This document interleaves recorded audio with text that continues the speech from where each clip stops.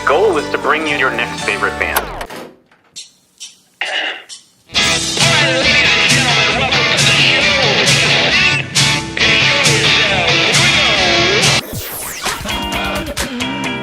Sweet, that intro is my new favorite band. That's phenomenal. I'm so excited to be on. Yeah. I heard a rumor that you might be able to play that song live today. You heard correctly. Yes. Excellent. So,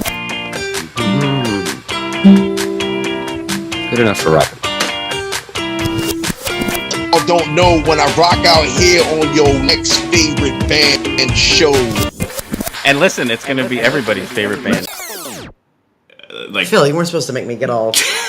God almighty, But this Phil. is why we do it. Like, seriously. I gotta gather myself. All right, go ahead. Okay. Welcome to your next favorite band. That's both the show title and our promise to you. We here at Stereophilia Studio are tireless in our pursuit of finding incredible, genre-defiant artists who are either a hot up-and-coming band or a group that has been delivering for years but have flown under the radar. Tonight we have some alt rock that will provoke your mind and pull at your heart from Grand Rapids, Michigan, the American Hotel System. Each month, we will bring you live streams, audio podcasts, and perhaps even a live concert where you can listen to the stories and hear the music of artists personally curated by us based on what we feel will be worthy of your time. Be sure to subscribe and tune in to each episode because the possibilities are endless and you never know who will be Your next favorite band. Hello, everybody. Welcome to the show. I am your host, Philip Reese. Hello, and I'm your co-host, David Moore. And you are listening to... Your next favorite band. And tonight we have David's favorite band from Musikfest last year. No, one of my picks. They were definitely one of my top picks for Yeah. the whole of the fest, for sure. Yeah. It was when we were sort of weeding through several hundred scheduled performances. Correct. There Accurate. has to be, I've used the term, I think you've used it, is this bubble up factor. Sure. It happens when all of that's happening. And this for me was a band that just sort of parked itself in my ears. And I saw them, they played 3 performances last year at Musikfest. I saw 2 of them. They did one of them. I saw their sort of quieter acoustic set and then their full on end of the night run around in the crowd set. Yes, that is all accurate. And what I love too, and so as I kind of echo your sentiment, I'm actually going to bring up, because David did some great work on our nextfaveband.com website. We actually already have the Musikfest 2024 site up. And the reason why I'm bringing it up is what you were just talking about. The playlists is on the right side of the screen there. Spotify and Apple Music versions this year. It's all of the free stage bands. And that was what you're talking about that you were listening to, and their music kept bubbling up as we've tried to share. And what I love is when that happens. So like you have someone bubble up, they're on your kind of must-see list, you go to the festival, and they deliver. Like I just love that, and it's better than you had even expected. Yeah, it's great when you're like, okay, great. There's this song that I really like, or a couple songs that I'm really starting, or you get past the stuff that's on the playlist, and then you show up, and you're like, fingers crossed. Then you're like, it paid off, Right? Yeah, because it doesn't always. We're not going to name names, but well, I mean, the reality of it is there's a lot of conditions happening there. There's hundreds of bands and everything like that. So, but the reality of it is yes, it's great when it all comes together. And my favorite one that didn't pay off was wasn't the band's fault. It was the playlist had the wrong muckers. There was a band called the Muckers. And so now it's become David and I's like running joke where like you're saying you got the wrong muckers. Yeah, you got the wrong muckers. And I've been guilty of it each year. Like you go in and you see 3 versions of the same band name, and you do your best trying to pick which one must be the right one, and it doesn't always happen that way. So walked up to a stage expecting this one sound, and there was this completely other sound, which was still great, but it wasn't what I was expecting. So I still think both muckers would be great performing together.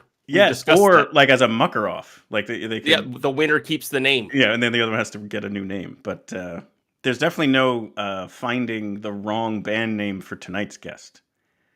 No, that it is distinct and it is clear. And it's definitely won the American Hotel System.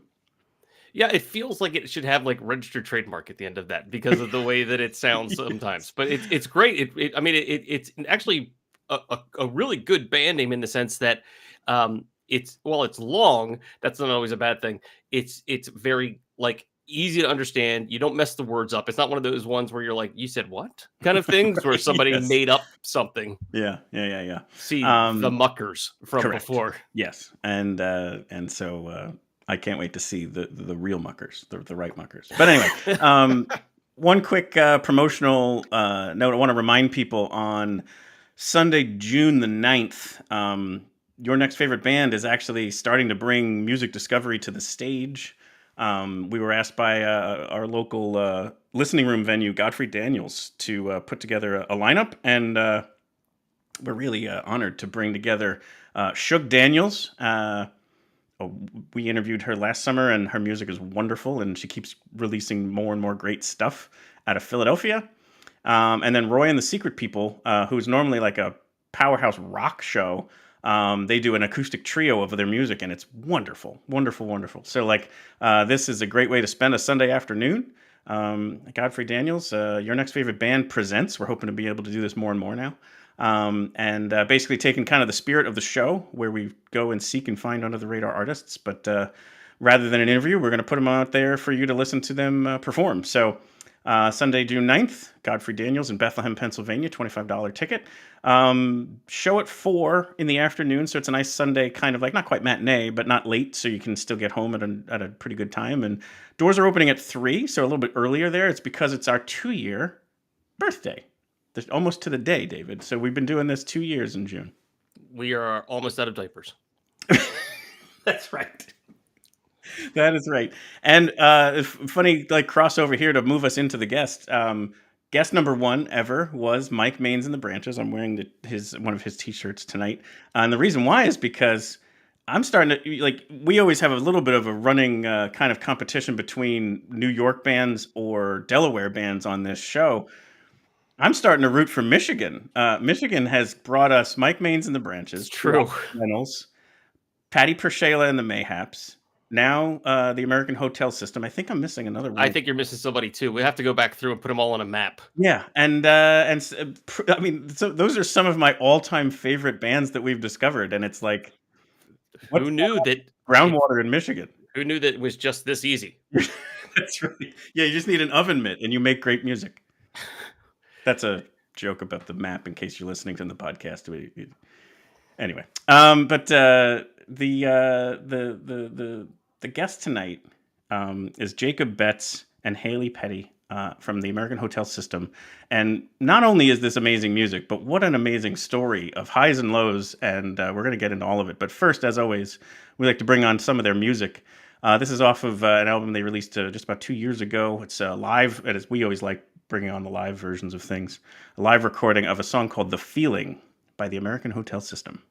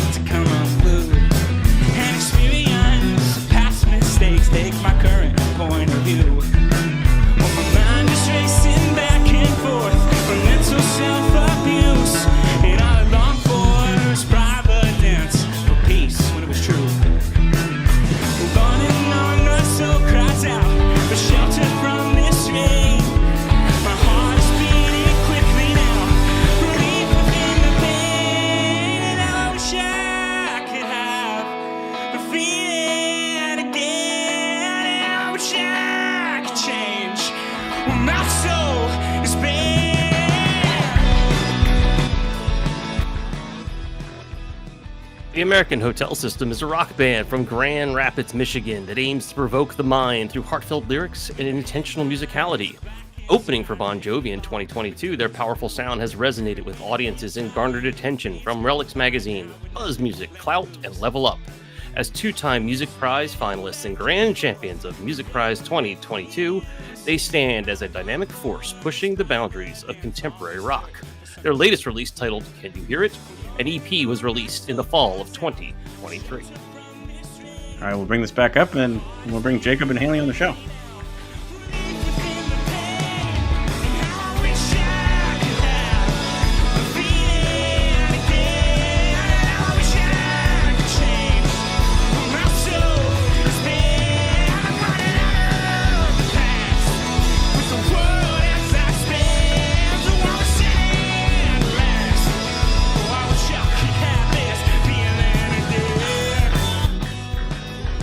Welcome to the show, Jacob Betts, Hailey Petty, the American Hotel System. Hello, hello. Thank you so much for joining us tonight. Oh, thanks for having us. It's an honor. The honor is all ours. We're going to let this continue to play here. Let's talk a little bit about this song and this recording and this release from 2 years ago. Oh, I was just, as you were playing the video, I was just thinking, wow. The date was in there, right? Yes. 5/27. So that was actually our first performance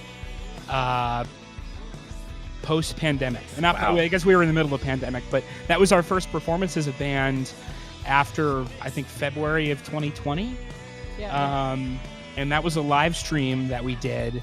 That's taken from a live stream we did that about 2,000 people tuned in live to watch, which was crazy.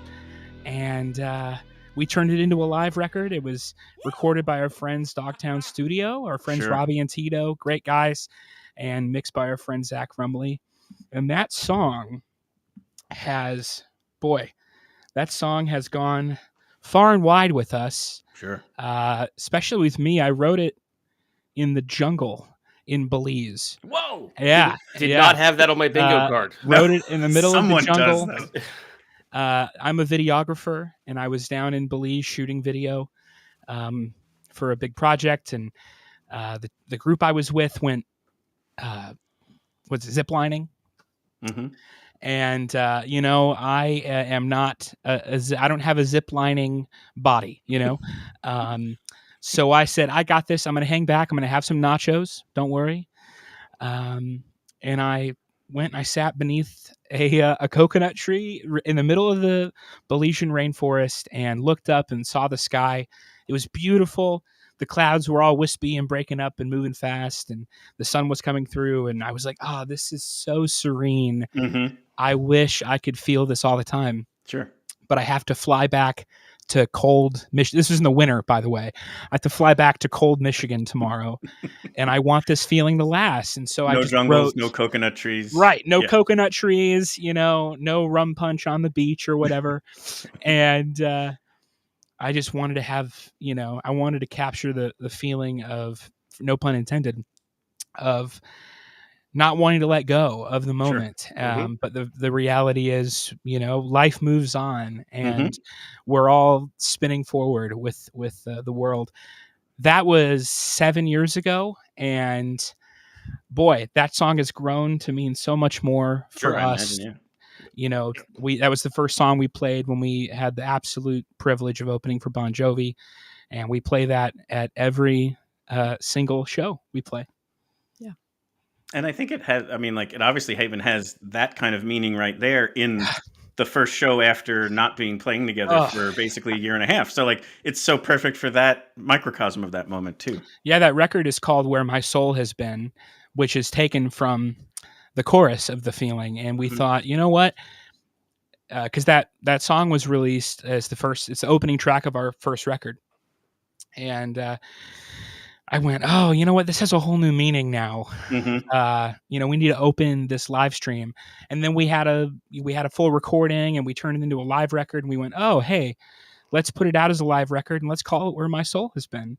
Because it once again recontextualized that song and the meaning it has for all of us. And we'll be playing that for years, I think. I don't see us ever dropping that from the set list just because it's so special to us. Certainly not. Right. And we're getting some good comments here. So far, we've got a wow. So for those of you tuning in, let us know what you're thinking. If you have questions for the band, just let us know. But wanted to point out that if you're impressed by the lush sound of what that is, if this is the first time you're listening, and if you happen to not be watching, because again, the people might be tuned in on the podcast and only listening, there's 3 guitarists, and so that's one of the reasons why you can get that really, really lush sound of basically layering 3 guitars in there with the bass and the drums. What made you kind of jump in that direction of having that be part of the live show? Oh, I've always been a big fan of layered guitars. Yeah. And no matter how many times we say, okay, we're just going to have one guitar track on this song. And it never happens because CT is usually like, hey, throw another one on there. I have a quick harmony to put on. Oh, hey, what if we did the split stereo part? It layers up, and we're we'll big do this fans. muted part in the background that'll add this Yeah, cool sort of texture. exactly. Yeah. You go through. I have a small recording studio at my house, and so you get all the plugins, you get all the soundscapes, and you just find sounds and go, oh, well, now I have to use that in a song, Yeah. Thanks a lot, CT. Yeah, exactly. So. What you need to wait for is your bass player to be like, who needs multiple tracks. Yeah. Yeah. Well, David's a bass player, so that's why he always likes jumping on that. Or you need 2 drummers. Well, Hailey, you are certainly keeping up with all of that guitarist. Like, you are not being pushed to the background by any means. Oh, thank you. I try. Yeah, absolutely. The stuff she whips out live is just never ceases to amaze me, because Hailey's an absolute beast of a drummer. Totally. But I feel like on all of our recordings, you're really restrained in like a serve the song kind of way. Yeah. And then we go live, and every single set, there's a moment where we're playing something. Something just possesses me. I don't know what happened. That's awesome. It's crazy, like a perfect fill. And we like normally look back at it. Yeah. I just do it. Fantastic. I honestly just do it for their validation at the end of the day. Oh, that's why. Right. Yeah. Yes. That's awesome. Yeah. No, and it's true. Like, I think all of you bring a different energy to the live show, which is why, I always love to use a live recording for this show, because David and I are often trying to bring, go to the live show, support the artists. And then obviously with that, you have to be that good in person as well as the recording. So love the recorded stuff, of course, but I'm a fan of live performances, and when it has that extra take it to 11 kind of energy, I'm all in. So that's totally what you guys are, and so wanted to use a live recording there. Thank you so much. Thank you. We lots of good. I'm going to keep bringing these in here for you guys to see. Kimberly says she's pretty amazing on the drums. Hey, Kim. Thanks, and then man. Chris is saying, Jacob and Hailey, y'all are awesome. Chris, love you, buddy. Hey, man. And then someone says, Jacob's the man. Steven. So, yeah, keep the comments coming. Let us know if there's anything in particular you want to talk about. But kind of wanted to start here, actually, not all the way back, because we've got both of you here on the show. Yeah. You guys met in middle school. Is that correct? Yeah. Yeah, we were, 12? Yeah, I think I was just learning how to play guitar, and I was really, I don't play guitar, obviously, struggling in the back. And Jacob walked up to me and offered to help me. Yeah, I think we were at a, our churches had a leadership training thing, and we were both selected to be part of this youth program that we were a part of, and I was the music guy that weekend. Mm-hmm. And Hailey was like plucking along on guitar, and I went, "Hey, you play?" And she said, No, I used to, but I used to, but I stopped, and now I'm trying to relearn it. And I said, "You should play. You should do it." Yeah. And I think we were playing music together by the end of that weekend. Yeah. You and Heather and myself. We had built at his home after that weekend, built this little foam box to put a microphone, and we were getting real DIY with it. Yeah, my grandma, we named it something. We named it the Mictron 6000. Yeah, or something like that. Mike Shield 6000. It sounds like it should be a kick pedal name. We were 12 or 13, and we didn't know anything. I think there's a picture that popped up a few weeks ago that was from when we were 13 or 14 of us recording some demos, and I was holding the microphone in my hand in front of the guitar. But it's amazing to start there and then basically have stuck together even through college, you guys went to Grace Christian University together? Yeah, we did. And studied music. Did you both study music? Yes. We did. Yep. Yeah. And then did you both double major though? Or... Yes. Yes. Yeah, Nice. we both double majored. Wow, there's no slackers here tonight. No. There's no slackers here. Everything goes to 11 here. Yeah. So both in music and theology, right? Yes. Music and theology, so we're both baristas. Right. That's the natural progression. That's what the happens. Venn diagram where those two things cross over. We've both worked in specialty coffee. I actually have. That's been a huge career for me. For Jacob about the took last 10 that to an years. 11 as well. Yeah. Well, right. I had that for later, but we might as well chat about it now since it came up. You're a self-proclaimed coffee geek, if I remember. Yes. Self-proclaimed. Yeah, I definitely. In fact, even has a Instagram handle, the Concussion Coffee Geek. The concussed coffee geek.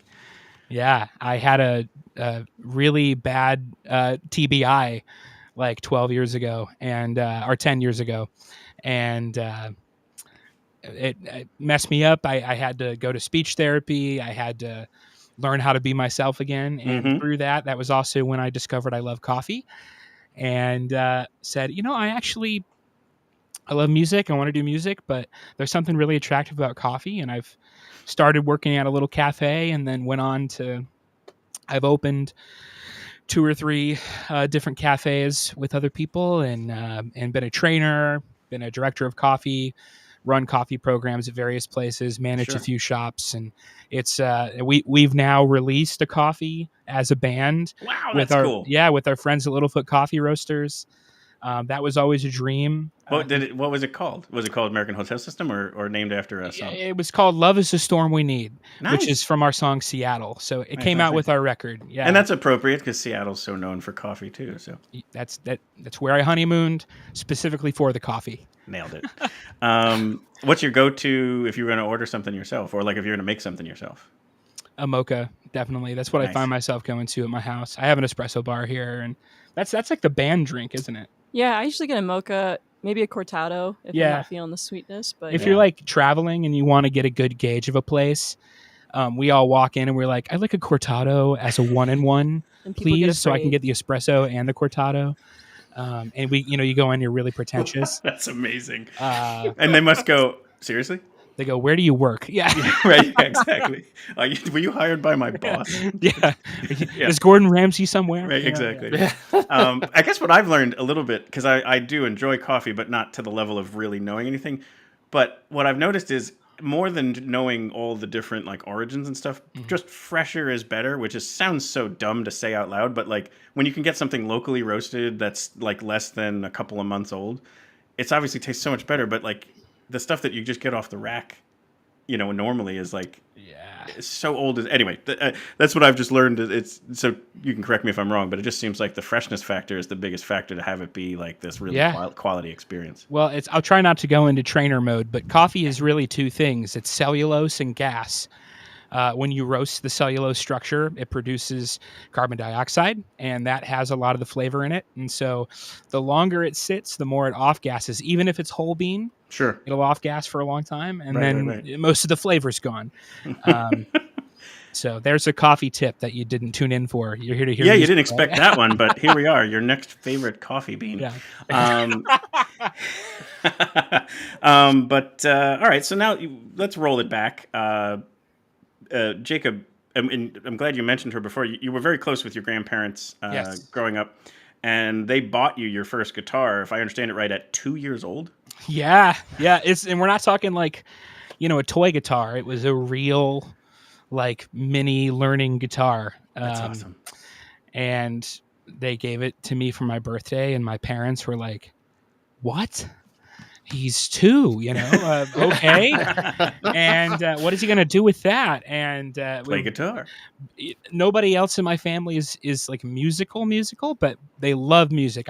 Everybody in my family, huge music fans. I get my love of concerts from my mom. She has stories of camping out with my grandpa on the sidewalk to get tickets, right? When she was a 15 or 16 years old. And so we had a beautiful stereo system in our house.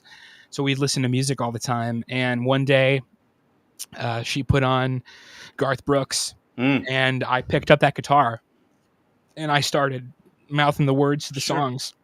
and I was like 2 or 2.5, and I had a cowboy hat, and so I wanted to be Garth Brooks, and And you still like you're a big fan of his to this day. oh, definitely, Yeah, yeah. yeah, definitely. I mean, we're a rock band, and I mostly listen to rock music, but he is wildly inspiring as a performer. I got to Sure. see him 3 weeks before everything shut down in 2020. 60,000 people in Ford Field, and you feel like he is singing to you. His live show is fundamentally a rock show. I mean, he Oh, puts on, it is. He may be playing country music, but it's fundamentally a rock show. Like, there's nothing Hugely about his inspiring. that you couldn't just say that also happened at a Springsteen show. Like, it Yes. has that kind of vibe Sure. to it, 100%. Yes, it's that connection that he has, and the ability he has to connect with, tens of thousands of people at once, and make you feel like there's a one-on-one thing that I find so inspiring. And I want people to walk away from our shows going, wow, I feel really connected to them. Because I think that's what it is with them. You could see it in that first song we played, where you're looking right in the camera, like you are Oh. winking at people, and you pulling them right into the show, not just the song, the music, but the emotion of it all. Yeah, that's the goal. Yep. It's good to hear. Thank you. Yeah, no, absolutely. It's quite the showmanship that's going on there. And then, so I mentioned it kind of like before bringing you on, but there's a lot of highs and lows to this story. And so basically right off the top here, again, correct me if I'm wrong on any of this stuff, but your mother gets ill and nearly passes when you're very young, but fights through it. But then your father becomes chronically ill. And through that, where I'm kind of, please share or whatever you're comfortable with over that. But that is where Christian music and the church becomes very important to you to help support your family through that entire time frame. You found it then, like you weren't necessarily a church-going Christian before that all happened, correct? Oh no, we were. You were, okay. Sorry. Yeah, so when my mother was sick, I was 4 years old. Yeah. And that's she had a very powerful spiritual experience in her recovery, and we started going to my preschool teacher's church. They said, well, we have a great children's program, and that's the church I grew up in. That's where I learned to play guitar. It's my first performance experiences were there. That's the church that we met in, because our churches were part of the same network. And and then that family was there for us when my dad was so sick. And then ultimately he died when I was 16. And the love and community we experienced we had that church I'd moved on from and started worship leading at a different one. Mm-hmm. I was 16 at the time, and they were both just showed up for us. And, our faith is a vital part of our story, right? Sure. I can't ignore it as part of the reality of kind of where we've come from and who we are, and it's integral to our lives. Yeah. And that's the only thing I meant there was like the music and the how that, again, that community helped in this extreme time of need, helped kind of bring that, hope and solace to you during that. And then I think the other element that I wanted to touch on here is there's two parts to this. There's this, you get introduced to Switchfoot, which is a life-changing, and that's a Christian band. Yes. But one of the things about their music is they're not the type that's going to say those words that you would expect. Right. And that bothered you to start. It did. And I wanted you to touch on that because there's this dilemma of Christian music or a musician who's Christian. Yeah. I was, I think I was like 13 or 14. I knew some of their songs, the ones they play on Christian radio. It's Chris. Yes, Switchfoot. Yeah, Chris is one of my Switchfoot buddies. And so Steven, I think you're on here. Yeah, Steven. So they were at a festival that I was a fan of, and I was like, I can't believe they have this band who's not explicitly a Christian band. I was 13 and thought I was pious, Sure. And then my dad died. And I was reading an article. I was reading an article about records that were turning 10 years old, and The Beautiful Letdown was turning 10 years old. It's their 2003 record. And I was reading about it. I went, oh, I know like 3 or 4 of these songs, right? Dare You to Move, Meant to Live. Everyone knows those songs, right? Those are their big hits. And I was reading about the record and some of the deeper songs on it. And I went, oh, interesting. That night, my mom and I were out grocery shopping, and I always like to walk past the $5 CD bin at Walmart. And sitting on top of this CD bin was The Beautiful Letdown. And I picked it up and I went, I feel like I'm supposed to buy this CD, man. Like I was reading about it earlier. Now here it is. Maybe it means something. And we listened to it on the way home. And by the end, the last notes of 24, we were both just weeping, and it hit me. And I went, okay. These are songs about hope, right? Through despair, through pain, wrestling with the hardships in life. Why do these things happen? It's not all sunshine and rainbows all the time, right? And you turn on Christian music stations, and I had a professor that was like, it feels like they're cuddling baby unicorns all day long, right? They just have a big fake smile on their face and they're cuddling baby unicorns. And that's just not reality, And that was kind of my gateway into getting into alt rock, and they're still my favorite band. Hugely inspiring. I really admire their whole thing is that hope deserves an anthem, and they want to play hope into places where you wouldn't really hear it. Encouragement, right? And that's wildly inspiring for us, because all of us have a background as worship leaders in church and all that. But we are very intentionally not a Christian band. That's a very intentional thing. We've had that discussion for many, many, many years of, do we want to just market ourselves? And no, we decidedly don't want to do that. I heard another thing about that, not to cut you off, but almost to let you have this moment too, because I heard you talk about this and I found it fascinating. You're almost feeling tempted to do it because it would make your music sell more. Yes. But then it would feel disingenuous. Absolutely. Yeah. Absolutely. And I just think it's a noble thing, of course, but it's also a really interesting topic to talk about. Yeah. We all, 3 of us having gone to Bible college together, I think that was a really great growing up experience for all of us. Sure. Because college is, a very tumultuous time for a lot of people. It's a time of change. You're learning, who am I really, for the first time. My dad had died, and then I went, and it was the first time I was away from my family. My whole childhood, through my dad's sickness and all that, my mom and I were always there every single day. Right. And then I find myself and your sister, Hailey's an identical twin. And you were there, and Heather wasn't for the first time. Right. And you had your own stuff going on with your own medical things and in that journey. And I think for both of us, it was an experience where we went, oh, this is reality. Everything's not just rainbows all the time. It's your music can speak to believers and non-believers. That's one reason it's so great. Thank you, Kim. Yeah, that's what I want. I want everybody to be able to connect and have community. So you go and you learn, and you become perhaps a little cynical. And there was definitely part of some cynicism for me. And also once you get to know, you see behind the scenes and you go, oh, wait a minute. Okay. It's not always very genuine. There's some, I'm not saying all of it, but there's some of it you see behind the scenes and you go, oh, that's disappointing, right? But it's a product, right? You're selling a product. And one of our core values, we have 7 core values as a band. One of our core values is authenticity. Sure. And I do not believe I could be authentic trying to force myself into a Christian market just for record sales or to go, easy gigs or whatever. I'm not saying it's not, I'm not,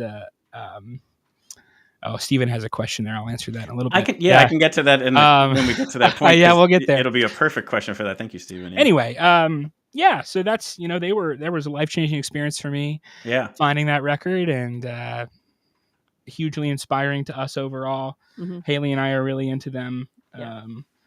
We got to Well, yeah, hang out Haley, with him a few times. let's Yeah. have you share, because you've obviously been on this this train with him this whole time, like this, from middle schools through college and forming this band and being a part of it, like, those different elements, whether it is the the music decisions and so on. Like, how has this has this ride been for you? I guess like the only thing I could think of when I think of the band is that through all the changes that we've experienced, whether it was in college or whether it was personal experiences or struggles, that the band's been the only constant. Mm-hmm. Even though the band's evolved, it's been the only constant. And so for me, I guess the journey for me has just been so, it's just the thing I know is always there. Yep. And it's a so foundational reassuring. rock. Yeah. Yeah. And, it helps when I'm playing with my best friends. I mean, this is my best friend in the whole world. So, I honestly, when we first started playing together, it was supposed to be a one-off thing. Yeah. And I was like, sure. Like, there were a bunch of cover bands happening around our college that were like punk rock cover bands. And I was one of the few girl drummers, and nobody wanted a girl drummer. And so Jacob said, that stinks. come do this with me. Yeah. And so it's just been a journey ever since. We couldn't imagine back then what it would be today. No. And the only attitude I have with all of it is just absolute gratitude. That's so cool. That is beautiful. And it's so cool to see it. I mean, like, obviously the people who you are at, what did you say, 13 years old when you met or something like that? Like, yeah, 12 or 13, something like that. Yeah, you're such different people at 18 and then at 20. Like, it's just like, Yeah. the fact that you still have each other's backs is just so cool. Like, it's just, that's the universe working in such beautiful ways. Jacob, I want to roll this back a little bit, only because I thought this was a fun story. One of the ways that you had that guitar at a younger age, didn't quite pick it up, but one of the things that I think worked in your favor was your dad bought Guitar Hero for Christmas one year. Yeah. Oh man, you did your research, man. Yes. He did. I was 8 or 9, and I remember very distinctly when he first became aware of Guitar Hero. Sure. They had it set up in the Christmas. It's the home and garden section that turns into the Christmas decoration section. Right. I'm from Houghton Lake, Michigan, small town. Haley's from Grayling. So we have like a Walmart. I don't even think Grayling doesn't have a Walmart, right? We had a Kmart. It's now a Tractor Supply Co. Okay. Yeah, that's right. That's how it worked, right? So That's the direct evolution, I believe, of that at this point. That's what we did for fun. We would go to Walmart. Like as teenagers, my friend and I would be like, "Hey, it's 11 o'clock. Are you bored? I'm bored. Let's go to Walmart." Right, exactly. So we're there in the home and garden section looking at Christmas decorations, and they had a TV with Guitar Hero set up with the controllers. Mm-hmm. My dad was like, "Oh man, look at this! This is cool." And it was all the classic rock songs that he grew up with, right? And he really wanted it, is what it was. But it was a good excuse because I had a PlayStation. That's amazing. And so I opened it on Christmas morning, and I was like, "Oh, cool," But we plugged it in and played. Merry Christmas to you, Dad. Yeah, Dad. But that was like you'll we have a bonded good over. time. Yeah, we bonded over that, and we had the second controller, so we got to play together. And I learned. I mean, those first 3 Guitar Hero games just had all the hits from the 70s and 80s. Yeah. And that was kind of an education for me in kind of classic rock music and learning to love gear. Because the guitars in that game are real guitar. They're based on real guitars. That's so true. And you collect them all and stuff. And I was really attracted to that side of things. Mm-hmm. And that inspired me to pick up the actual guitar that I had. And there was a video series on YouTube. It was like how to play the riffs from Guitar Hero. Oh, perfect. And I learned, like Sunshine of Your Love, just the opening riff. Couldn't play anything else, but I could play that riff. Yeah, sure. And that's all that matters at that age. Didn't know any chords, but I could play Dream On. Right? Yeah, that was huge. Yeah, that's so cool. And that's such an endearing, I would think, memory of that time. Oh yeah. So cherished. Yep. So in fact, I'm right now, right over there. I'm actually looking at. I can see the headstock of the controller. Oh, nice. It hangs on the wall in my basement. That's fantastic. Yeah, and always will. Just because it was so integral to my story. Yeah. Yes. Oh, for sure. And then through the struggle of his, battling a chronic illness and then passing away, you didn't write your own music until that moment, correct? Nope. No, I had never written a song in my life, and Hailey and her sister and I were playing, and I was playing this thing I used to hear with me, that song, remember? Yeah. And I would just play that, and it was just a chorus. And one day after me just going through it, Hailey, you said to me, "Who wrote that? What is that?" Yeah. And I said, "Oh, I wrote it." And you said, "What? I didn't know you wrote songs." And I said, I don't. I just wrote that. And you said, "Well, we should write some songs." And so I did that. I had 2 songs and you wrote 2 songs. And that was our like demo EP that we made like 20 CDs, 20 or 25 CDs for. Yep. That's You'll never hear me sing ever again. Yeah. But back then I did. There are some people though, they might be watching. I know there's at least 3 people who consistently tune in to anything we do live that have copies of that CD. Oh, Still, bootleg that. Someone showed up to deep a show cuts. last year and they had one. And they wanted it signed or something? Yes. Yeah. Yes. Nice. That's so fun. Oh, yeah. Like they had like an art print that we did. I was into like lithography, and so we made like a lyric art print and had that. So we signed that. I was like, this is weird. We're signing this like 15 years later. Yeah. And That's fantastic. my twin was a part of it, and it was Yeah. so strange to realize like that's kind of a moment where the journey split a little bit too. I was like, Yeah. oh, this is where I'm at, and it's Yeah. a little different. So And I think it was born out of therapeutic working through the pain and loss and Yes. grief. But it unlocked something. So that it showed you the talent that you had. Yeah, I didn't write anything else. I wrote those 2 songs, and then I think I really needed, they were very therapeutic in, dealing with his death and the emotions that come with that. And, being in the darkness, trying to aim for the light out of that darkness. And then a year and a half later, I fell and had a traumatic brain injury. That's where we're going to go to next. Yeah. So Yeah. you're like 4 months into your freshman year of college. Yep. And you have a traumatic brain injury Yeah, I couldn't talk, couldn't joke, which is like not me.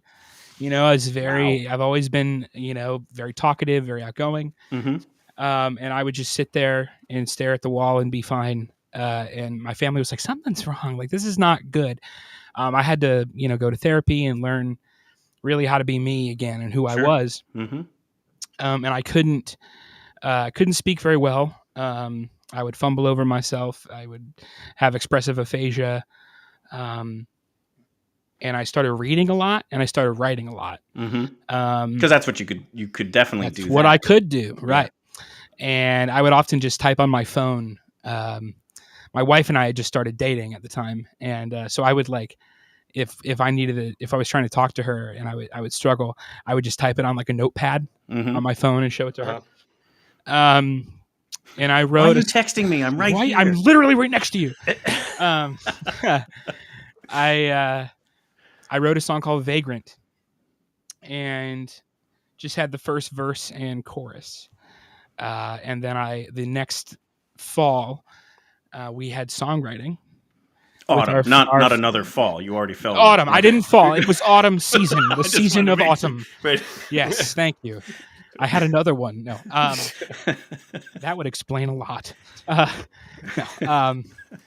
We had songwriting with our friend. He was our adjunct professor, and he's become a dear friend, Andy Ferris. And I pulled that song out, and I went, I think there's more here. I had time to digest and recover and deal with all of the emotional aspects of not being able to express myself, being a creative person. Yeah. Where public speaking was my primary form of communication. Sure.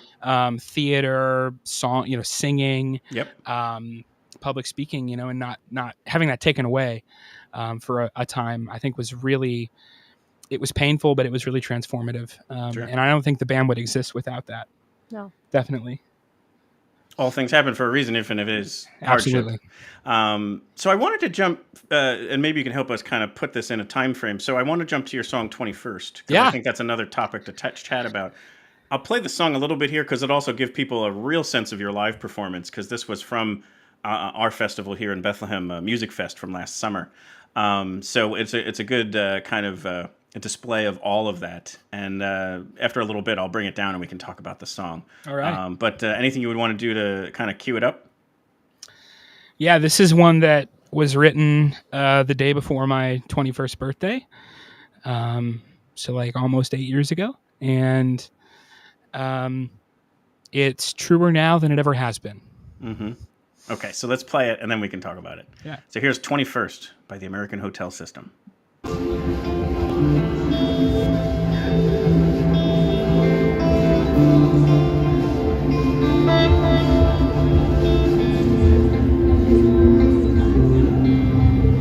The 21st century screams like the ghost of years I've misspent trying to fill up a hole drilled by lonely, prideful sorrow. I'm letting go down from that.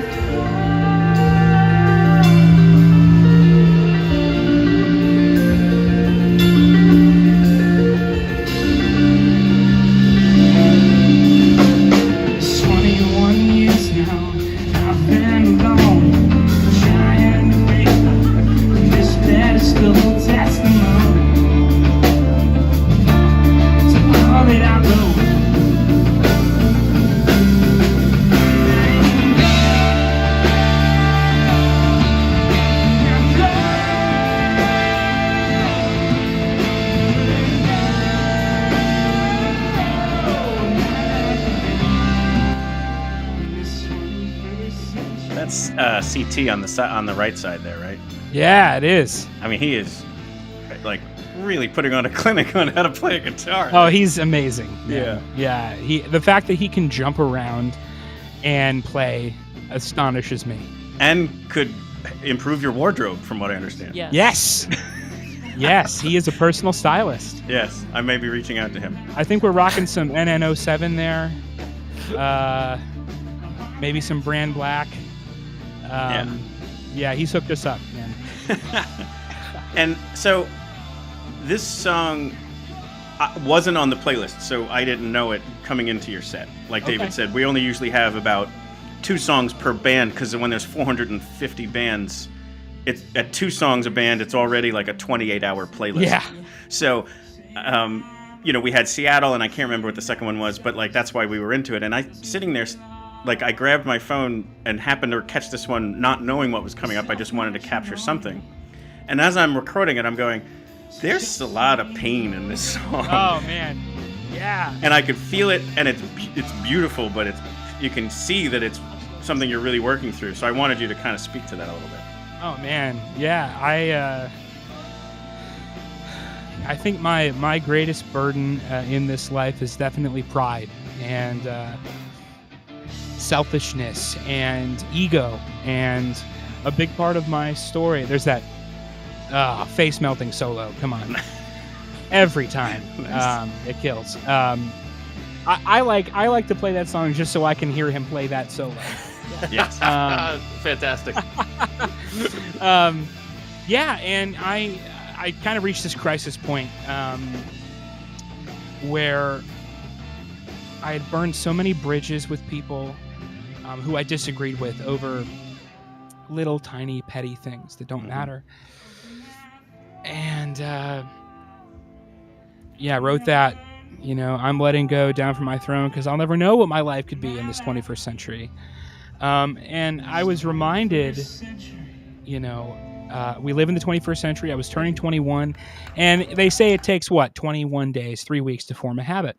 That's probably some armchair science, but I thought it's kind of coalesced into this moment where I was delivery driver at the time, and I was waiting for an order from P.F. Chang's or something. And I carried a notebook with me, and Tale as old as time. Yeah, and I pulled the notebook out and I wrote down the chorus, and Came home and finished the rest of the song later that night.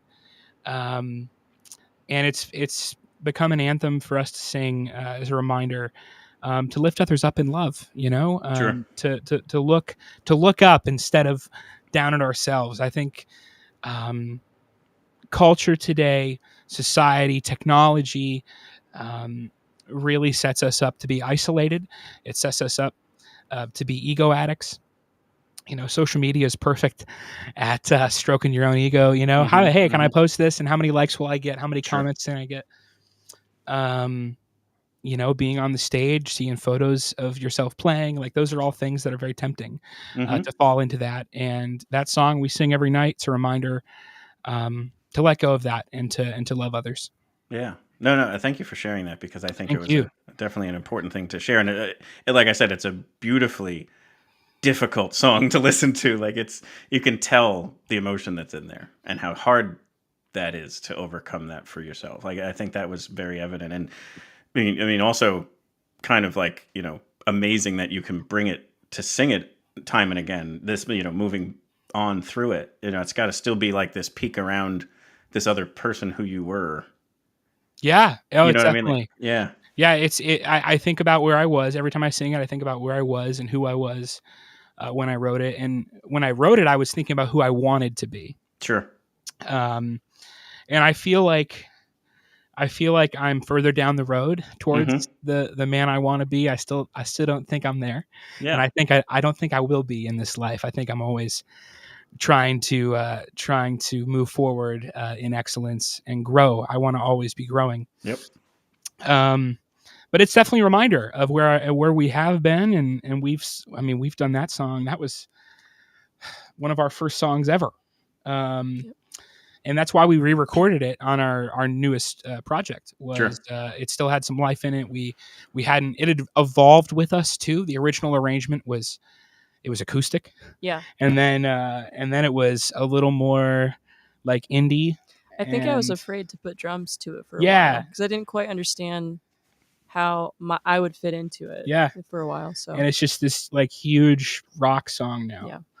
So that's part of our journey too, is that song reminds me of just where we've been as a group and where we are now. But probably metaphorically, that makes a ton of sense, because when it first started out, you weren't meant to be a part of it. But as it grew into what it was supposed to become, then it became time to edit. Like, you know what I mean? Like, it's probably something to that. I hope some of those people who maybe walked away once upon a time heard this song and came back into your life. But, if not yet, maybe sometime. But so here's the highs and lows. Now we're going to go to a high again. Okay. So in 2022, you win probably the greatest titled contest ever. You were the grand champion of music. Yeah, I feel like there should be trumpets behind that one. How do you? I mean, like, I am now the grand champion. Anyway, so yeah, there's this contest, over 1,100 bands, and the American Hotel System takes home top prize, and you're the grand champion of music. Yeah, that's it. We're done. All downhill from there. We got a comically large check, and that's all we wanted. Yeah, I know. I saw the picture. Yeah. So, oh man, Prize Fest. We are forever indebted to the lovely people at Prize Fest. It started as a film competition, an indie film competition in Shreveport, Louisiana. Greg Kallenberg is the executive director, and he's a filmmaker. And he had worked in Austin, in LA, and he moved to Shreveport and went, I really want to bring some like South by Southwest vibes to Louisiana, to Western Louisiana, and started Film Prize. And then quickly that evolved to include music. And now it includes fashion. It includes what? Food. Yeah, food, startup, and comedy. I think comedy was a new one in the last 2 years. So we applied in 2021. I don't even remember how. I think it was, I don't know, just the opportunity popped up on like an email one day. And I said, I'll submit a video. We'll see. And I got an email said, hey, congrats, you're in the top 50. I went, oh, cool. And so we had to submit a 15-minute performance. And then they said, hey, you're in the top 30. We went, oh, wow. And they said a week later, hey, you're in the top 20. Now it's going to be voted on via the public. And the top 10 get to come to Shreveport and play this convention and conference and festival. We went, oh, well, there's no way that's going to happen. We were in the top 10, and it's just an honor to be nominated. Yeah, I mean, it was. I every time we got that email update, I was like, what? Cool. All right, we'll go with it. The door's opening. We got to step through it. We went down there. It's an awesome 2 days of in the morning. Musicians get to go to roundtable discussion panels. Fun. And it's a conference. It's a learning conference with different people from different parts of the music industry, whether it's management side, sync licensing, down to live companies. How do you do the best live show you can? Those types of things. And sure, getting to ask the questions from the people who actually do it, right?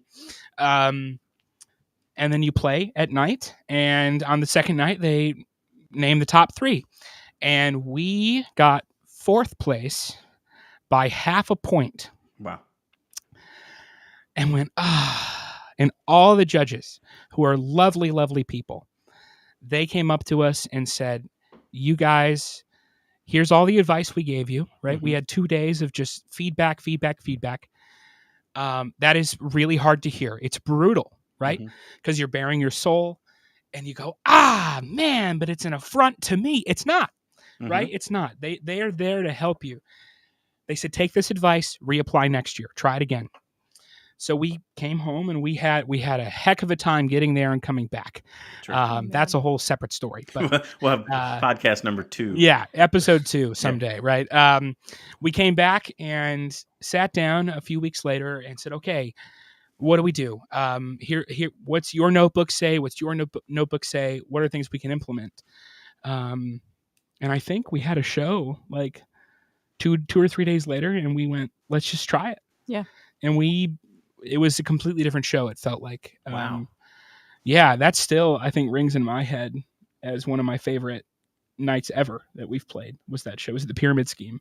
Yeah. Which I love the name of that venue. That's amazing. Yeah. Well, we're in Grand Rapids. You got Amway here, Yeah, someone's making a subtle jab. Yeah. Their words, not mine. Right.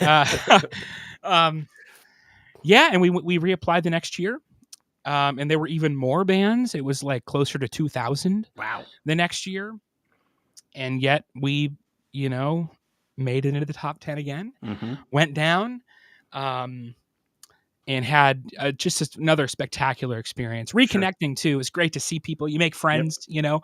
It's like coming back together. And I was convinced when they announced 3rd place. I was like, no, it's not us. It's not us. We can go home. And there's an after party. Right. To celebrate the winner. And we're going, okay, we have to, because we drove year 2. We flew the first year and got delayed and had to take a bus. And we're driving. And so I'm looking at you. I'm like, okay, we have to leave at 4 a.m. tomorrow. We're going to leave. We're going to shake everybody's hands. We're just talking logistics at this point about the next day. We're like, no clue. We'll leave at 4, be able to be home by like maybe 10 or 11 p.m. Because it was like an 18-hour drive to back to Grand Rapids. We all have day jobs. Right. And there's coffee to be made. And there's coffee to be made. And I had a son at that point. He had been born, and he was like 6 or 7 months old. And we're going, okay, all right, yeah, that's the plan. We'll say bye, say hi. Okay, if we get 3rd place, we'll go and then leave. We didn't get 3rd place, and I went, okay, all right, guys, that was cool, great experience. I'm tired, let's leave. And then they announced 1st place, and it was us.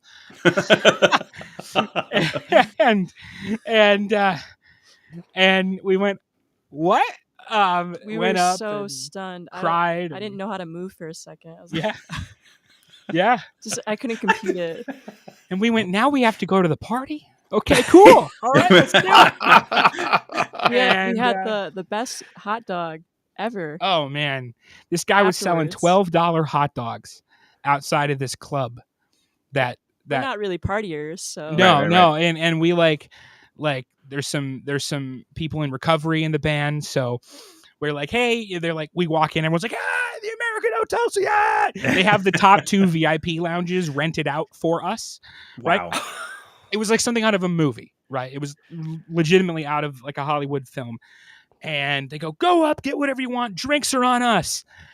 And we went up, and I'm like, hey, can I get a Coke, please? And the bartender goes, yeah, what kind of rum you want in it? And I said, no, just a Coke, I'm fine. That's amazing. And they were like, what?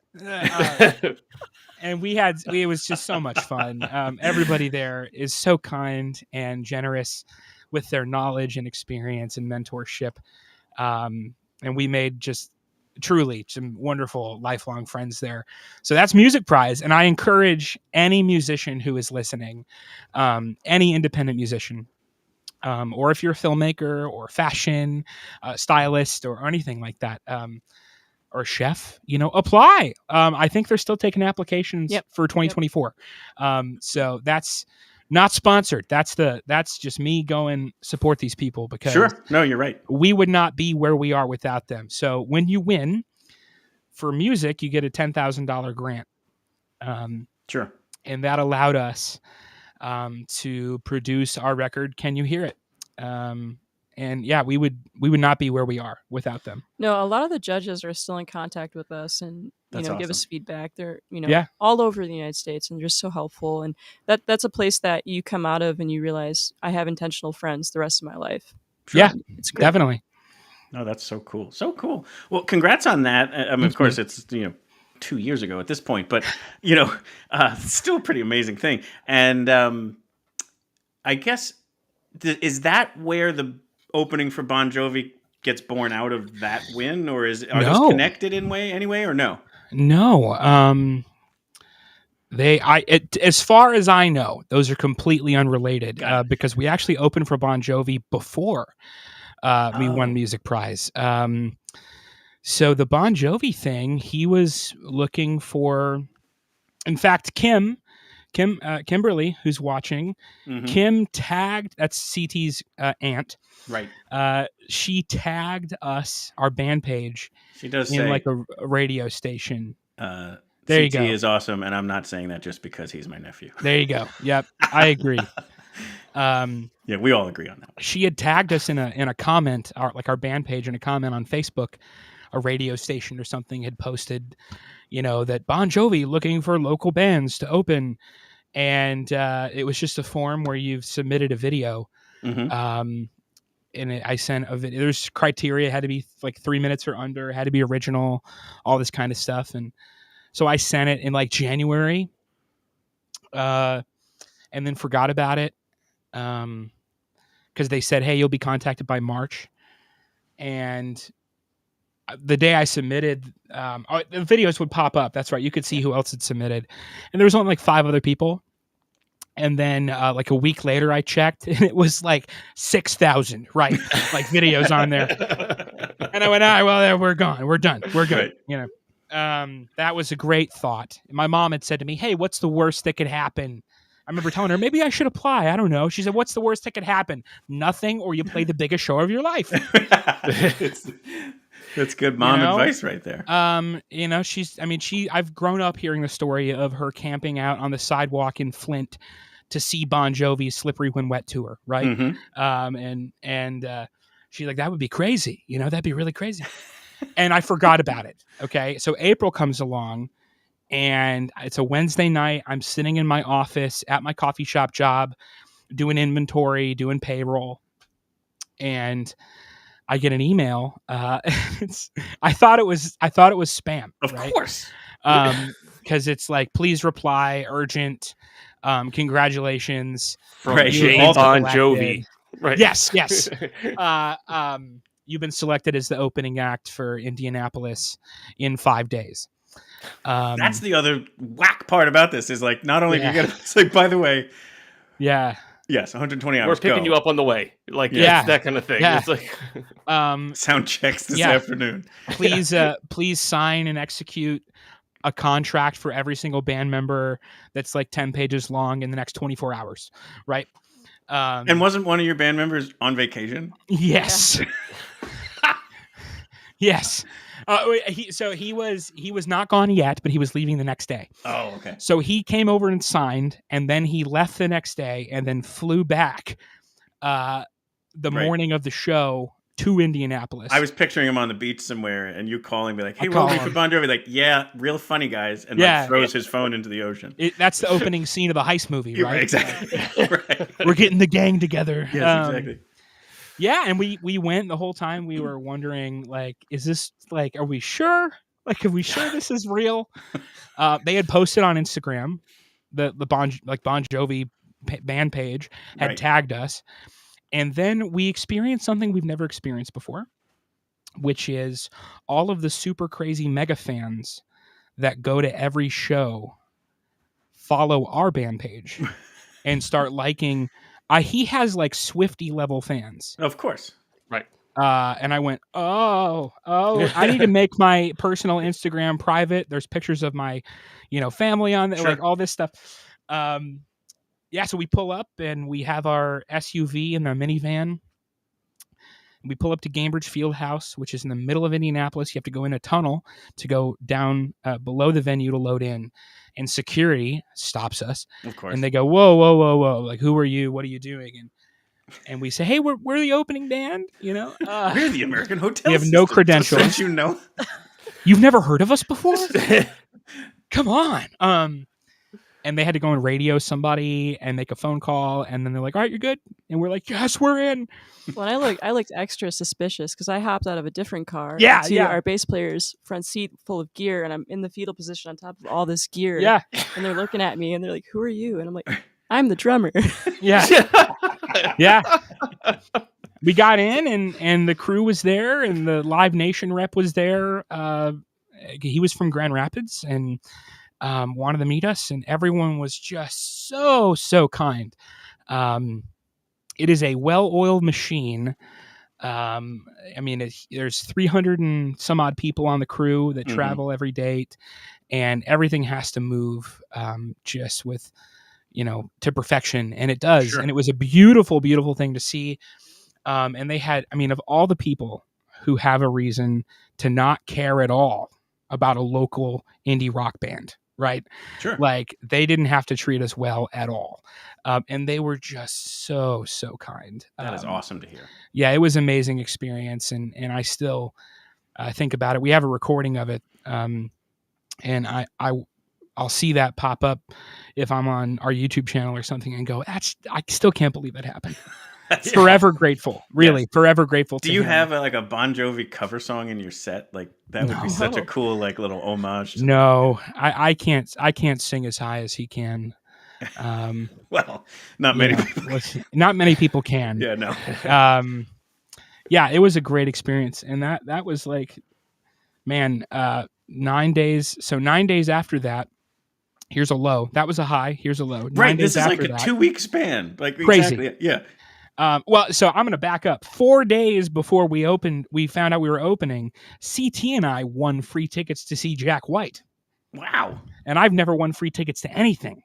And that was like, oh yeah, we're seeing Jack White. And I said to him, oh, I forget about this.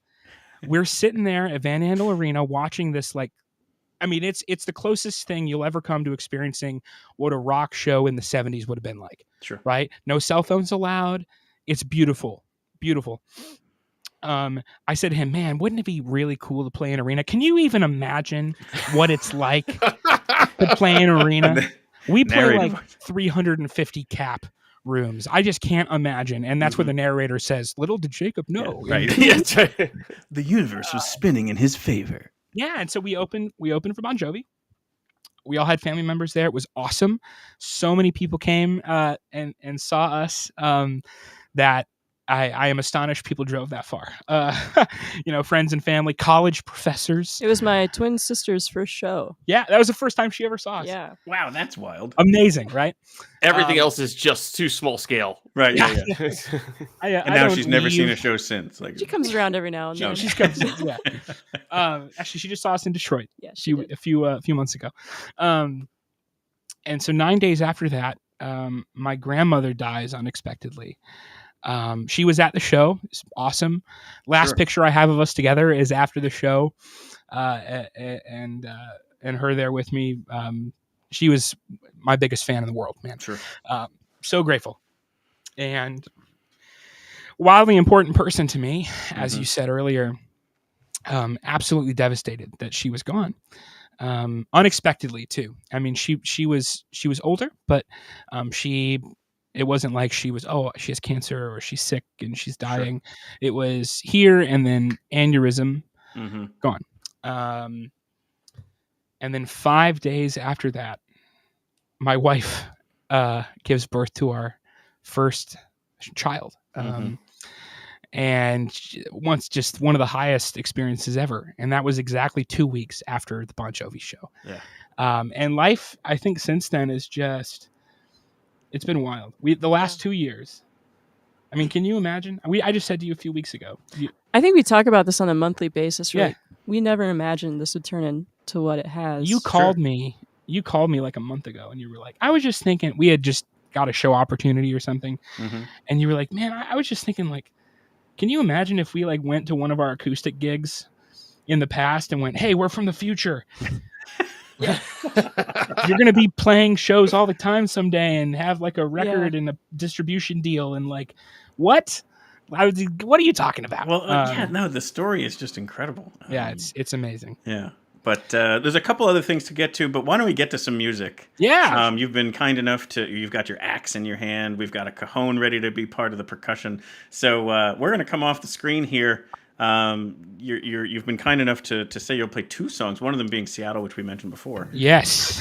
Can't wait to hear all this. So we'll come off and the stage is yours. All righty. Are you getting that guitar? I want to make sure. Yep, right. We can hear it. It may just be, you may want to take it down a little bit, just so that we don't hear so the vocals don't go out. Okay.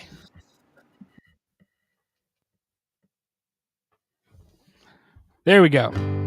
All right. Yeah, this is a song that's going to be a year old on Sunday, which is also my 6th wedding anniversary. Weird how that works, right? It's called Seattle. I honeymooned in Seattle. It came out on my anniversary last year. Crazy. Yeah, this is one of our favorite songs to play, and we believe that love is the answer, and we need more love in this life, and love is the storm we need. So this song is called Seattle.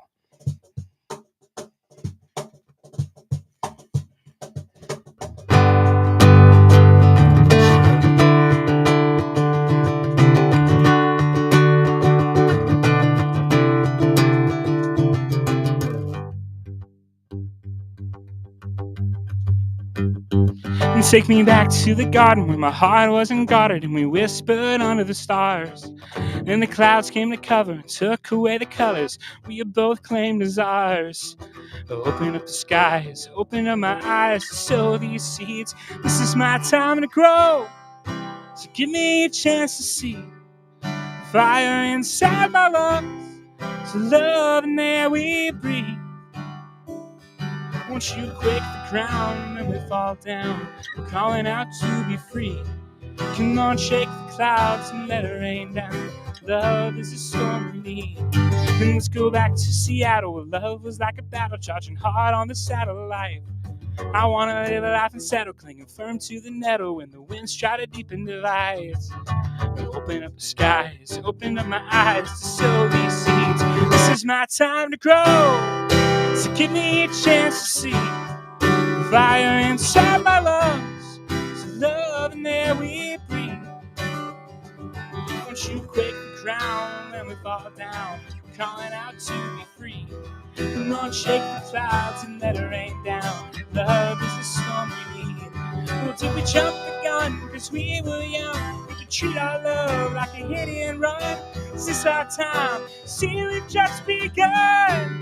Cause this is my time to grow. So open my eyes to see. Let's pour out all our love and soak in everything. Cause this is my time to grow. So give me a chance to see fire inside my lungs. So love and there we bleed. Won't you break the ground when I fall down? I'm calling out to be free. Come on, shake the clouds and let it rain down. 'Cause love is the storm we need.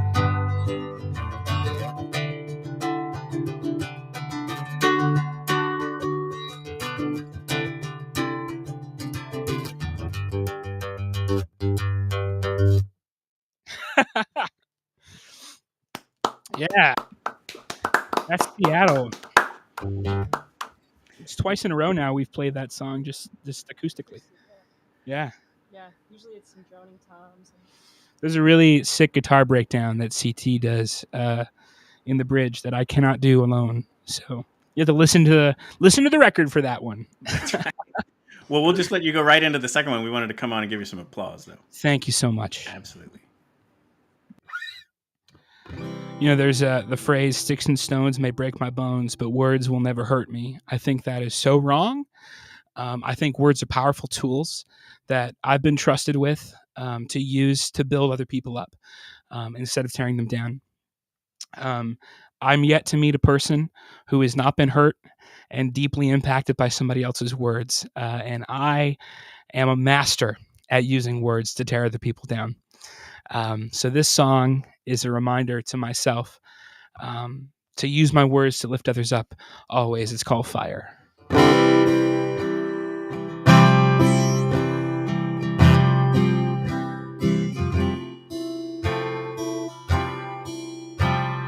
I've heard the pen swing harder than the swords.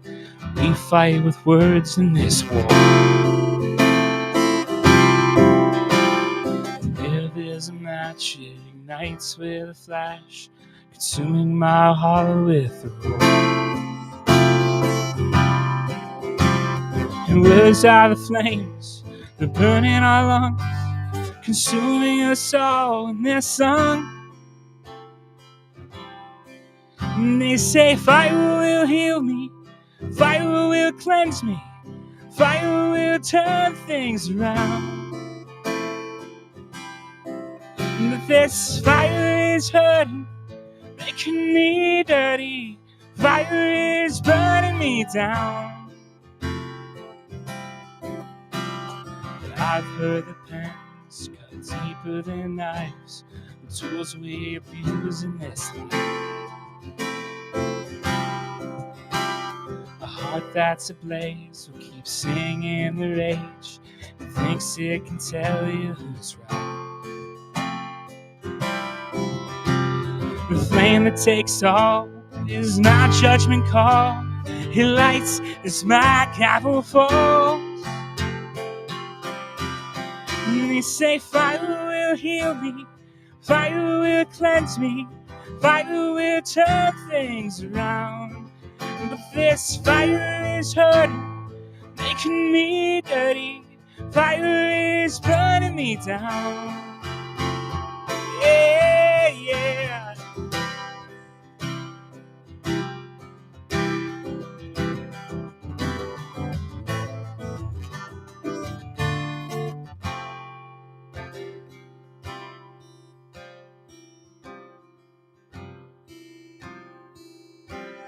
As long as I've lived, I've used notes as a ship to stoke flames with eyes to the floor.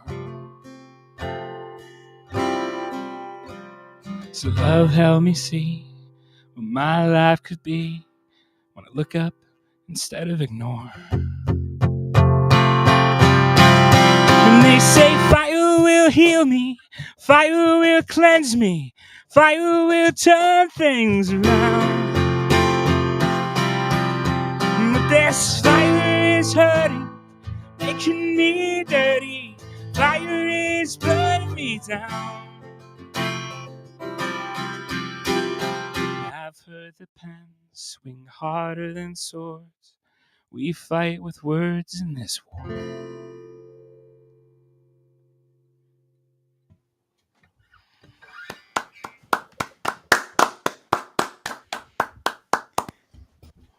Got some people out there voting for it as their Thank favorite you. song. Thank you. Wonderful. That sounded amazing. Thank you for playing 2 songs. Oh, thank you for letting us. Play thank songs. you. So yeah, but just love the sound, whether it's acoustic or the rock versions of things. It's just really, and no surprise that you're out there winning grand champions of music.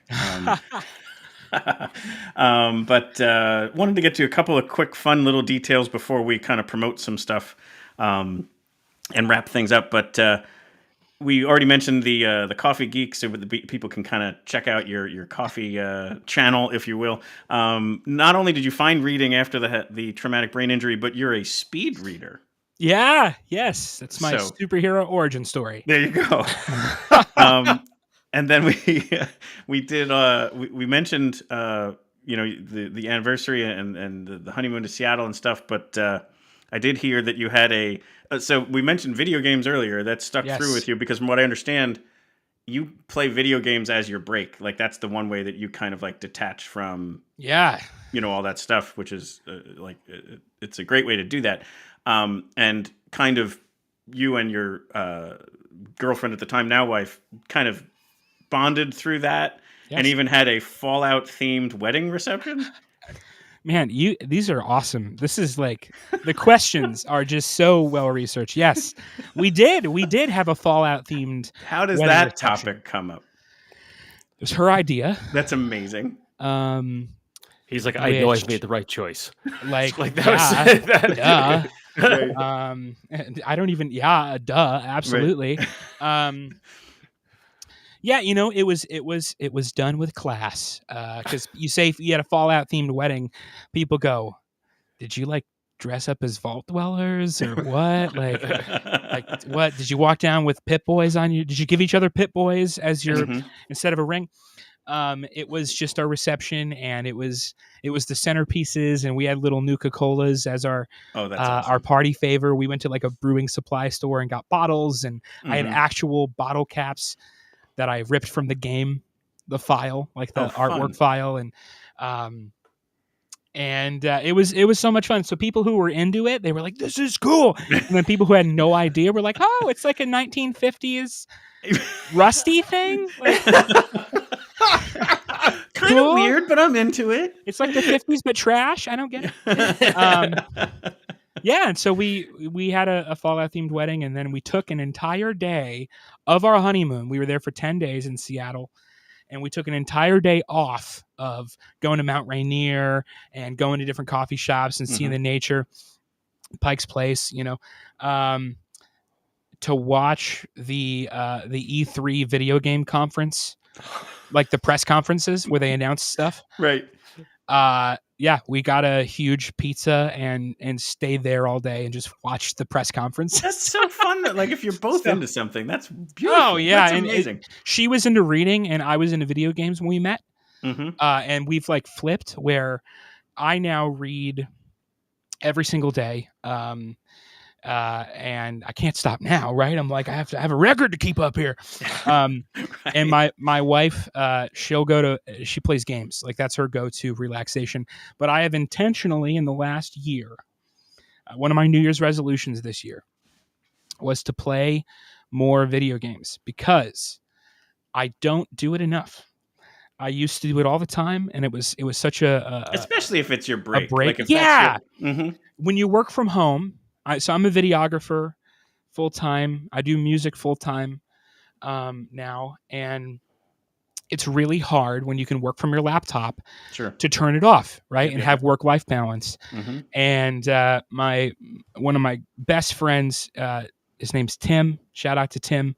You're probably not watching, but I love you.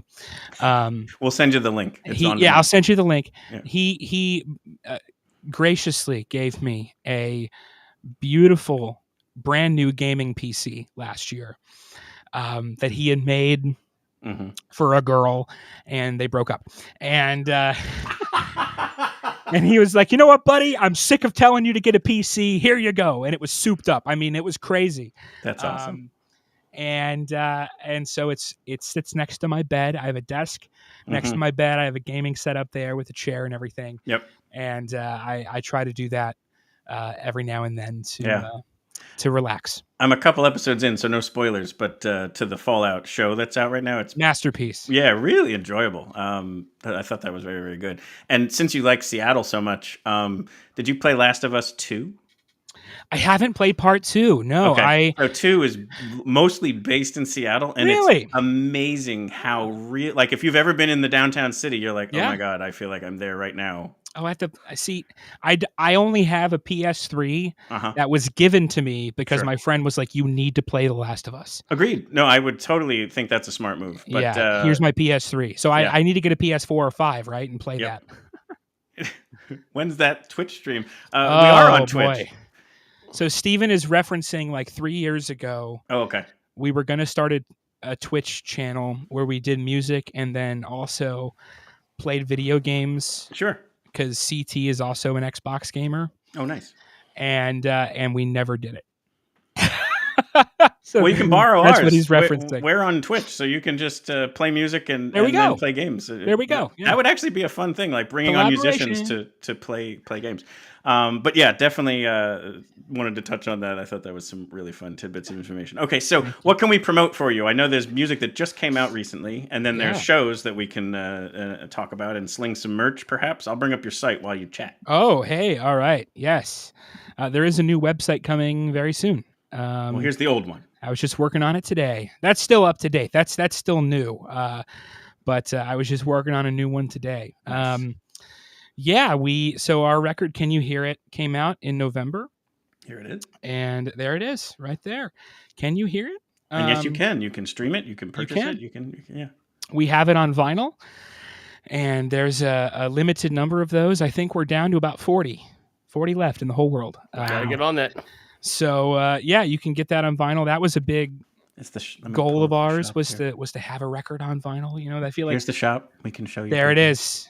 You can still get the coffee on there too. You can get a bundle with the vinyl and the coffee. Come on, they go hand in hand, what a great right? Deal.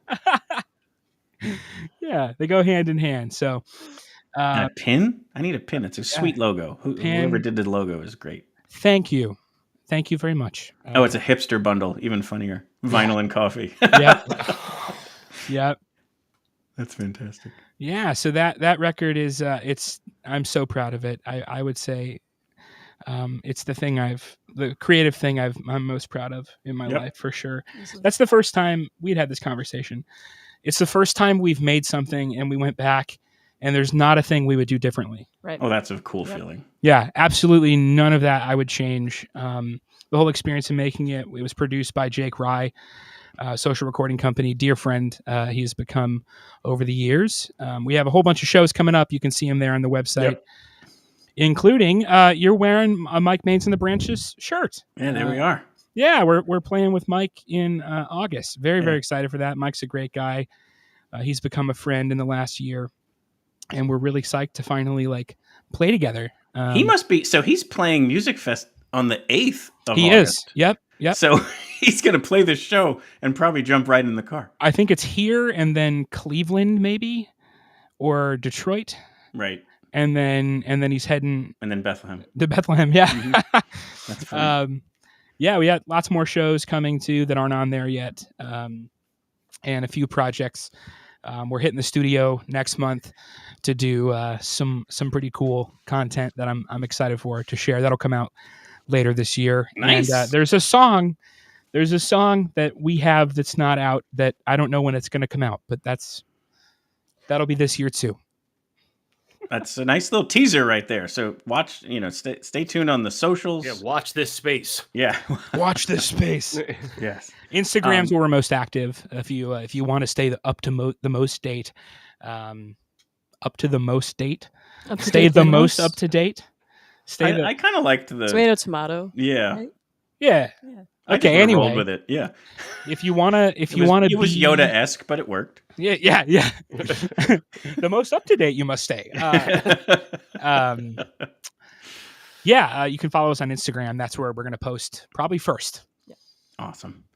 Well, thank you again so much, Jacob and Hailey, for joining us tonight, for sharing such wonderful stories, playing beautiful music, and just being able to kind of join in this story. So thank you so much for being here. It's an honor. Thank you. Pleasure. Thank you for tuning in, everybody who has listened live, and thank you to everybody who's listening after it's been posted. If you listen to the podcast, thank you so much. Once again, we're the American Hotel System. Absolutely. You can find us most anywhere, and we would love if you're digging what you're hearing. If you resonate with any of the stories, I would love to hear your story. Send us a DM, follow us, and join the community. Join the conversation. Come talk to us after your show too. Yeah, come talk to us after a show. I think we spoke after our set at Musikfest there, and that's probably my favorite part of playing live is post show. Yeah, hanging out with people. Yeah. So. And people should stick around for post credits. We always play one more song. We're going to play "Loyalty." Yeah, the black and white version. Hey, so this is a reason to stick around. Set it up. Yeah, that video is what got us into Music Prize. Oh, cool. That video. I didn't even know. Well, I'll pretend like I did. Yeah, I knew all that. That's the one that John Bon Jovi himself watched and selected us. Wow. And this is another. I said we're forever in debt to Prize Fest, but our friends at Dogtown, Robbie and Tito, truly check out their sessions. Dogtown Studio, they post live video sessions every week. They are, no one else does it better than them that I'm aware of. That's so cool. And we would not be where we are in the band we are without them. Quite literally, from this Seriously. one. This one opened 2 doors for you massively. Yes, so. yes. How cool. Well, thank you for that. That's a great setup. Now people have to stick around for That's it. right. All right. Thank you again, Jacob, Hailey. Thank you so much. David. Philip.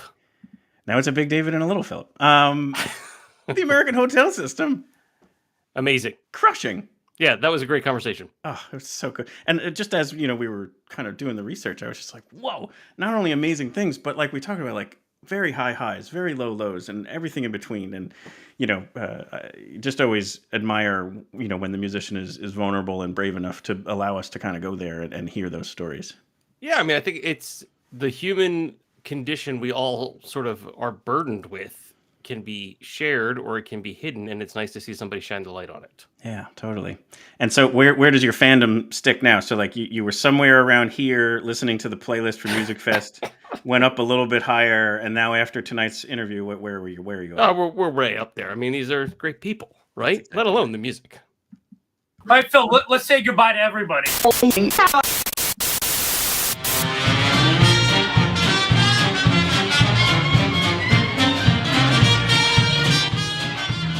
We hope you've enjoyed this episode of Your Next Favorite Band.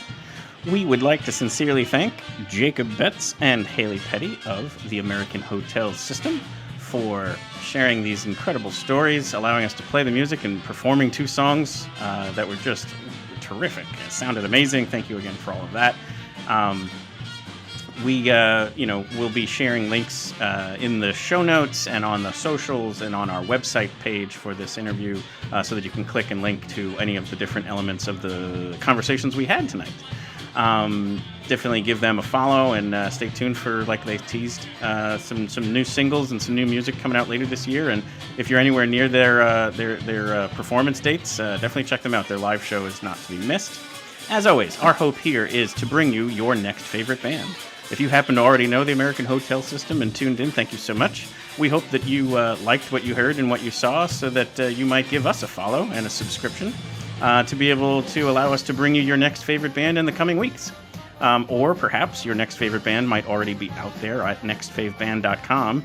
All of our interviews are there to be pulled up on demand, either the video version or the podcast version. And if you're like me and now rooting for Team Michigan, like we said, Mike Maines, Patty Pershela, the Accidentals, they're all out there as well. So you just, if you need help finding them, just let us know. Lots of great stuff coming up here. We've got a special bonus episode next week that talks about all the great festivals and concerts from the summer, plus Mike Roy, who's going to be on our 6-9 lineup. And we hope to see you at any one of these live shows soon. And like we said, stay tuned now for the door-opening song, Loyalty, that really brought them the ability to kind of go win the contest and be able to open for Bon Jovi. So here's Loyalty by the American Hotel System.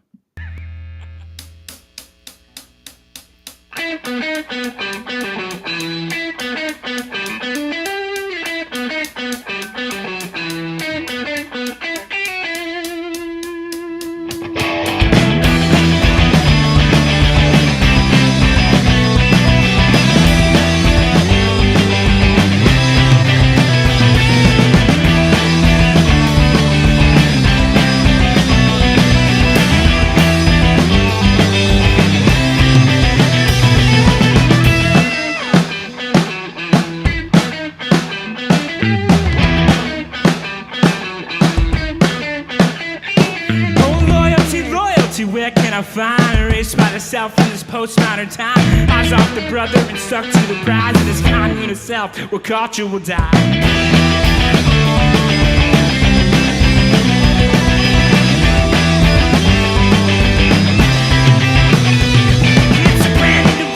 Comes at a price. You pay less in love, it's the sacrifice. You find yourself lonely and seeking advice in this commune of self where culture will die.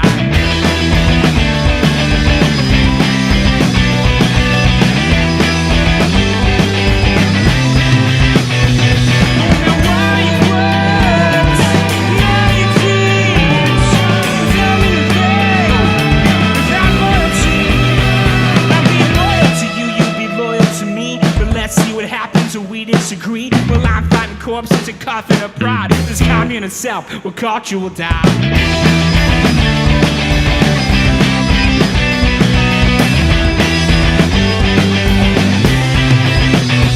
It's the season of selfishness for you to decide to tone down the ego and step down beside. We'll gladly enjoy it before you backslide in this commune of self where culture will die.